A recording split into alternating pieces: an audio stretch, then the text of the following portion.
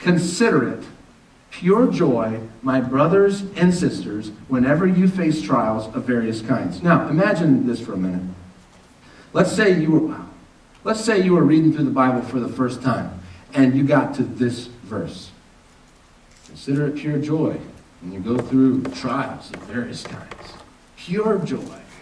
Now, if you didn't know any better, you might think that was written by one of those sadomasochist guys, you know, those guys who love the whips and chains and pain and all that stuff. You might be thinking, what in the world, what kind of freak wrote this? Consider it pure joy when I face suffering? Pure joy? I mean, I could think of 100 better entertaining things to do than that. Let me tell you about this guy in my high school. All right? I had this buddy in high school. He had an addiction. Of course, he had many addictions. But one of his addictions was to pain.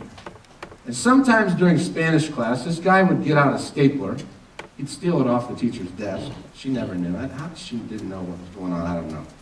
She wasn't too with it, all right? God bless her.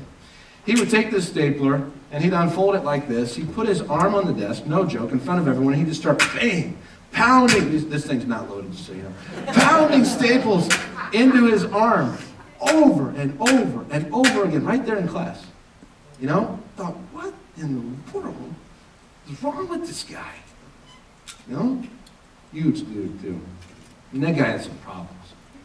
Now, if you were reading through James for the first time, you might think, is that what the brother of Jesus was like? I mean, did he sit around in class and cut his veins with nails? Yeah, consider it pure joy whenever you experience suffering.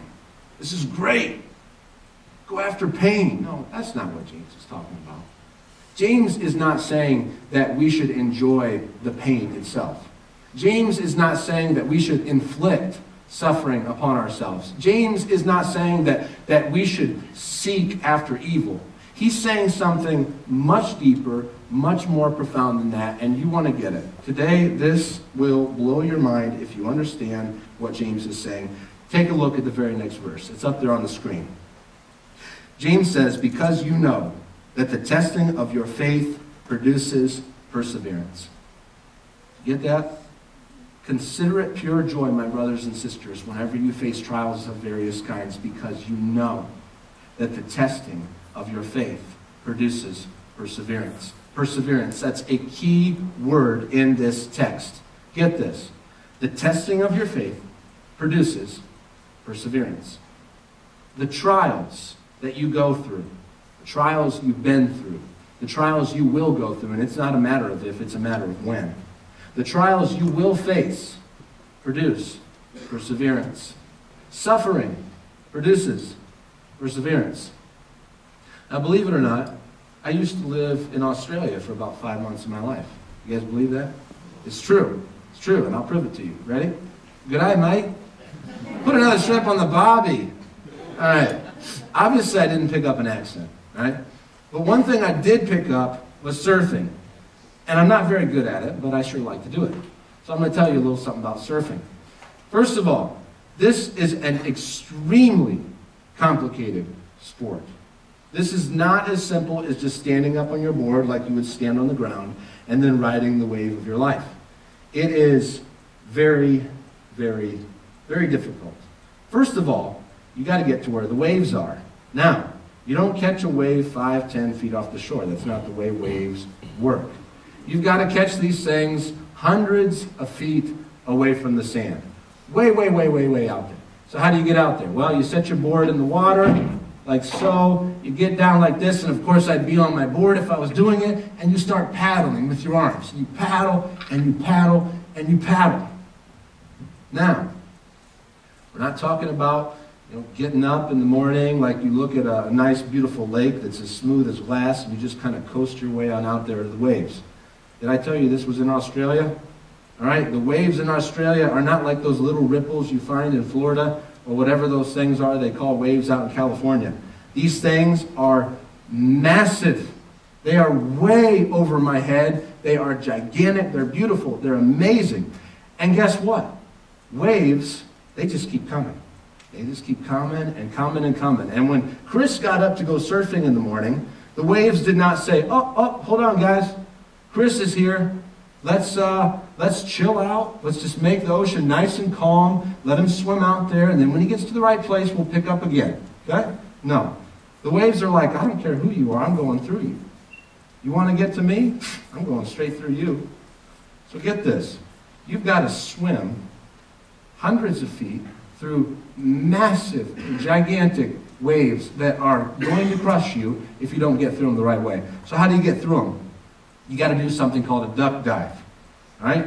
A duck dive is where you got to get this board under the water, underneath the wave. This is a floating board. It doesn't want to go under the water. You got to make it go under the water. You've got to point your nose down a little bit so you can make your way underneath the wave, hoping that the wave will go over you.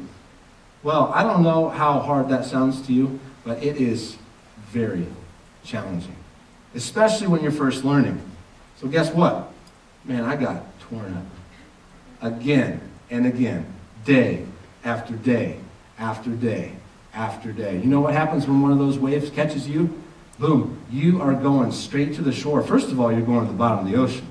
Sometimes it will take you down for over 60 seconds. No joke.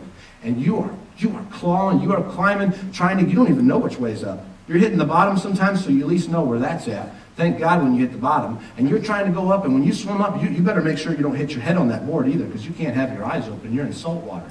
I mean, this is crazy. And you better get on that thing real quick because another wave's coming. And if another wave gets you, you're done. You're going straight back to the ocean. You may have got 200 feet out, but you're going 200 feet back before you can even take another breath. It's like that. But guess what? After you ride one of those waves, you've got something in you that says, I don't care what this ocean throws at me, I'm getting out there. Once you experience that, you are going to do whatever it takes to get to that wave you want to get to. And that ocean would beat me over and over. But you know what that ocean did when it beat me down? It built me up. The more it beat me down, there was something driving me. And it built me up stronger and stronger and stronger to the point where I was able to get to whatever wave I wanted to get to when I wanted to get there. That's what James is saying. James is saying, you can ride the waves of life that you truly want to ride. The way to get there, though, is through suffering, because suffering produces perseverance that will build you up to the place where you can get where you want to get. Now get this. James is also saying you don't need to be on the other side of suffering to get there. And that's where this analogy breaks down, okay? Because if surfing was just busting through waves and never riding them, I would not be a surfer. That does not sound like fun to me, just getting plowed by waves. James says you can experience joy now in the midst of suffering. You don't have to be on the other side. You may or may not get on the other side of suffering. You can have it right then, right there. Now that's something that perks your ears up. I mean, it perks my ears up. Because I know I don't experience a whole lot of joy when I'm in suffering. But take a look at what James says here. Take a look at the very next verse.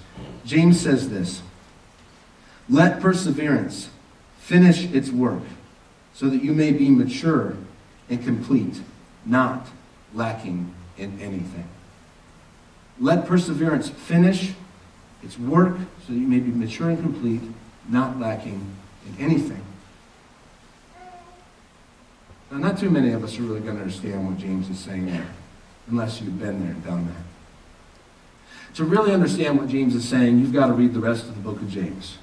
And to really understand what James is saying, you've got to understand men like Peter, who was murdered for the faith.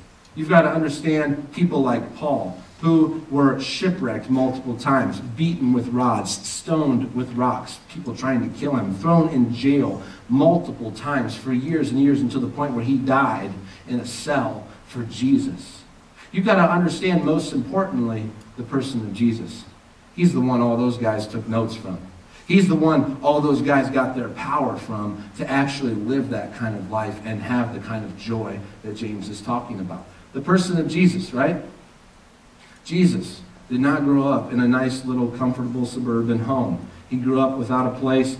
He grew up in a very poor family, and then later on he says he had no place to lay his head. Jesus was not popular, especially the first 30 years of his life. He was a nobody in society. People did not look up to him. They did not respect him. He did not even go after power. He didn't go after fame. And when he started doing his ministry at about 30 years of age, he got some favor, but he got rejected over and over again.